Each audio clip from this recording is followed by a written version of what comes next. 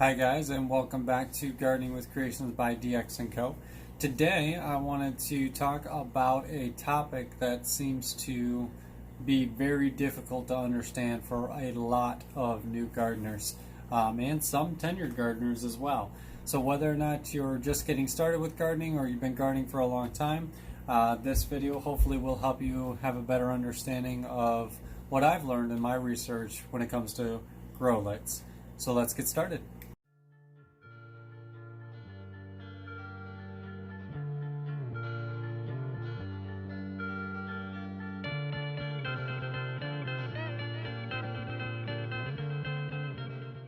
Okay, so let's start with some of the basics. If you were to type in online grow light right now, you're going to find many different varieties of grow lights out there. Most of which you're going to find are going to have a red hue to them. And so what does that mean? So the red hue or the red lights that you find on grow lights is actually utilized mostly for helping produce fruit and helping to produce flowers. So if you're a indoor grower and you grow things year round indoors, that red light spectrum is very important for you in the long-term overall health of your plants. And if you're growing certain crops that I don't personally grow myself, but you know what crops I may be referring to that are not necessarily legal in every state, then red light spectrum is a very healthy type of light for you. You'll find most of those grow lights also incorporate a blue light spectrum. That blue light is very important for the overall health of the leaves and the stems to really help with the stem growth and thickness and overall health of that stem. So that's the red and blue light spectrum that you're going to find is very important. Along with that particular grow light, most of the often you will find or you should find a white light spectrum, and that white light very similar to it's a daylight bulb that you would find at a local hardware store, or your local Walmart or superstore, if you will. The daylight spectrum on those, however, is a much higher what they call Kelvin. That Kelvin in particular is rated to 6,000 or 6,500 Kelvin. Now, what does that mean? That's what we're going to talk about a little bit today. So 6,500 Kelvin is the overall color of the light. You notice that a soft light almost has like an orange glow to it, right? And a daylight bulb has a more whiter hue to it. But when you actually incorporate a 6,500 Kelvin bulb, it's the closest natural light to daylight. These bulbs that are right here are actually 6,500 Kelvin, okay? What you want for seed starting, if you want to go in inexpensive grow lights, that's what we're going to talk about today, is how I'm going to grow with an inexpensive grow light setup here for you. And if you want to go with an inexpensive grow light solution, you want to find a minimum of 6,500 Kelvin. So again, that's the color temperature of the white bulb, okay? Just like the red or blue spectrum, Kelvin refers to the color temperature. The lower you go on that, you're gonna find what I struggled to find. I went to Walmart, I went to Meijer, which is the northwestern or northeastern superstore. I went to Home Depot, I went to Lowe's. I could not find anything better than 5,000 Kelvin with an average of 2,700 Kelvin, because for a natural bulb that you're going to use in your home, a bright light like this is just too bright for most people. Even floodlights I looked into, the max that I could find was a 5,000 Kelvin. Now again, that's just the overall color of the bulb. The next thing that you're going to find that you're looking into is what they call lumens, okay? What lumens refer to is actually the amount of light produced in a second. So when you're talking about lumens, it's about how much distance you can have from your plant. So right now, look at the spacing I have on my plant. I'm getting a great cast of light. I'm actually have two of these units in there side by side, and I'll go over this unit in a second. And I've got a great casting of light all the way across my plants. As you can see, it's kind of bleeding out from the light. Now if I flip this switch off here, I'm going to go completely dark. You can see how much light that was producing overall. Now, when we talk about the overall light that it was producing down to that does not mean that was great for my plants, because again, my plants can get too long and leggy. I'm still probably not close enough, and I need to play with this. I'm only doing this for the video. I usually have another shelf in here where there's plants at, but I wanted to show you the overall. But when you speak about lumens, the higher the level of lumens, the further the distance away from your plants your lights can be, because that's how much it's casting down. So what I tried to go with here when looking at this, I tried to go with the most inexpensive light possible that's just going to help me get my seeds started and get them a nice healthy start for 4 to 6 weeks before I can put them outside in the natural sunlight. And again, I'll harden them off a lot. We'll get into that in another video. However, I wanted to make sure that you guys understood that you don't have to spend a fortune to get started with grow lights. You don't have to spend $50 per light on those reds and blues and white lights to get you started. Now, I want to talk about the importance of grow lights here. So let me grab let me grab this flat here. You can see I've already got roots, strong roots coming out of this. I've got my cucumber plants just reaching for the light. I just started these several days ago, but I actually had them under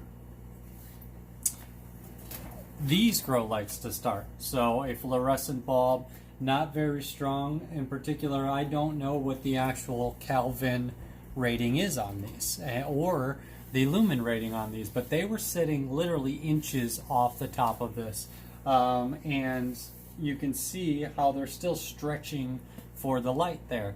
Obviously you can tell based on that my A Kelvin and my B lumens were not strong enough to put off the right light that this temperature needed. Now let me show you the importance of what happens to your seeds if you have the wrong type of lights. I'll be right back. So here's an example of the same mix as that, but a different plant. I planted these several weeks ago, and I've had them under those bulbs that I just showed you, and look how long and leggy these are, to the point where now they're folding over and they're dying. And this isn't from lack of water, it's from lack of being able to support themselves. So now these plants, I'm basically going to have to start over, and it comes from not having a proper grow light system in here and supporting these properly. So I will be making some test videos on how we can possibly save these, but I wanted to show you just in general what that means. So this is just a quick video, guys. Let me show you what I purchased, and so in case you're thinking about just some inexpensive grow lights, maybe you can try this yourself. Again, I'm going to have to play with the height and the adjustments just to kind of tune it in and make it right. But let me show you what I purchased in case you're thinking of doing something like this yourself. So this particular unit here is a 10.5-inch dome, okay, with a standard light bulb in there, but I'll explain the light bulb itself, but standard size type A light bulb is what I mean to say there. It comes with two different setup styles. You can set it up by hanging it from a hook that it comes with, or you can attach the mounting clamp bracket, and this is just a clamp that you can clamp it to, and this is completely adjustable, so you can adjust it up, down, left, right, however you want to. So as your plants are getting taller, you could adjust this higher, so on and so forth. Just a simple 2-prong plug. For those in the United States, if you're overseas watching this, I apologize. So I got this unit at Home Depot, and at my Home Depot, this particular, or online at Home Depot, at least in my area, this particular unit was, believe it or not, $7.99. Okay. Now, you're going to find that that's cheaper than, say, this unit here, which is a 5.5-inch dome. You would think the same thing. Clamps already built into it, right? The difference between this one and that one, per se, is this has a dedicated on and off switch on it. So I can turn this one on and off independently. Unfortunately, this particular unit does not have a dedicated on and off switch on it. So I'll leave a link in the description below of the exact unit that I bought here, so in case you're thinking about it. The reason I went with the 10.5s is because I could fit two of them side by side here, like I have here, and that way I can cast the right amount of light down across the entire tray. And it's not with something like this 5.5, it's very centralized, not spreading that light out. So remember, the middle of those is going to cast the most amount of light, and as you span out, this works with any grow light, not just this, but as you span out, it actually will cause less and less penetration. And I'm not going to get into PAR right now. That is a whole nother ball of wax, and maybe we will buy one of those grow lights in the future and actually get into PAR. But I want you guys to understand the basics of grow lights and how you can have an inexpensive option for growing. So that's the domes that I went with. I bought 4 of them in particular because I want to have 2 on each shelf, so I can have a full shelf of plants on 2 shelves. And everything works out, I'll look at purchasing more. And then, like I mentioned, I went to a ton of superstores and warehouse stores, and I could not find the right light bulbs. So I actually found these particular ones here online on Facebook. Facebook, excuse me, blooper and a half right there, on Amazon. And again, I'll leave that link down below. And I did a lot of research before I did it, and again, I don't get paid by any of these companies for telling you guys this, and I don't even have affiliate links, but I'll leave these in case you're looking into it. The reason I went this one in particular is it's equivalent to the 1500 lumens, which is the highest lumens I could find, in a 6500 Kelvin bulb, so daylight bulb. So I got the best of both worlds, 1500 lumens and 6500 Kelvin. What I found, guys, is the reason I was struggling with finding the house bulbs is that actually photo bulbs are that bright with a high level of Kelvin. So you'll actually find that most people use these for photography or for photography setups, and that was what I was finding when I was just looking for regular house bulbs. I had a really hard time finding it. But this is actually a low watt, so a 14 watt replacement, which I thought was great on my electricity bill. But also just the high lumens plus the high Kelvin is really what I was going for here. And I believe that these cost me $13. So 4 bulbs for 13 bucks and $7.99 a piece for 4 of those. I believe just under $50. I've got an entire grow light setup, which is the cost of 1 light.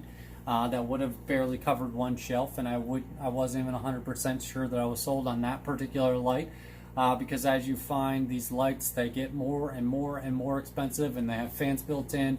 They don't all have the same rating. There's a lot of great videos out there if you really want to research grow lights as a whole, like those style grow lights with that red glow.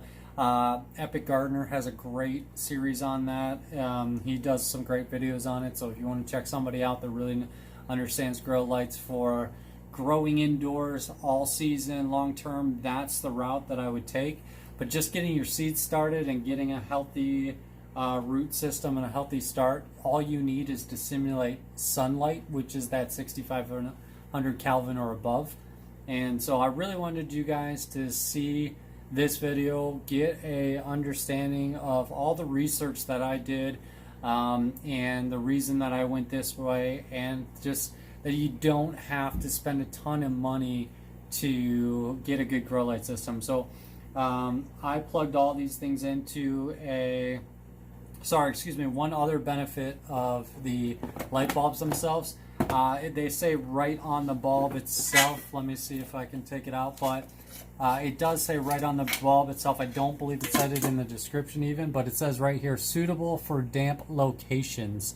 And so this is in particular a damp location because there's a ton of moisture in here. So that was another great feature of this. But so I have all these plugs running outside the greenhouse into a 6-way surge protector that I can just switch on and off like I did earlier in the video. And so I turn them on in the morning and turn them off at night. You can certainly run them on a timer if you plug in an external timer, whatever you want to do, or if you have a surge protector with a timer. A lot of people want to run theirs for upwards of 18 hours a day. I personally only run mine for 12 hours a day. I have every year, but I've really just changed up my unit itself, so I wanted to change up my grow lights too. That's it for this video, guys. I really hope you guys learned a little bit, or at least have some directions on how to start your research on your own personal grow lights. If you guys have a different setup that's really working for you, or different tips and tricks on grow lights, please leave them in the comments below. You know, if you actually know the proper distance for 1500 for lumens, then let me know. I'd be happy to you know, test that out myself. So again, guys, I appreciate you guys watching. As always, I hope you guys are staying safe and enjoying your gardens. If you haven't already, consider subscribing. Hit that notification bell. As I mentioned, I'm going to mess around with some experience for fixing leggy plants, and hopefully I'll take you guys along for that ride. So thanks again, guys. Take care.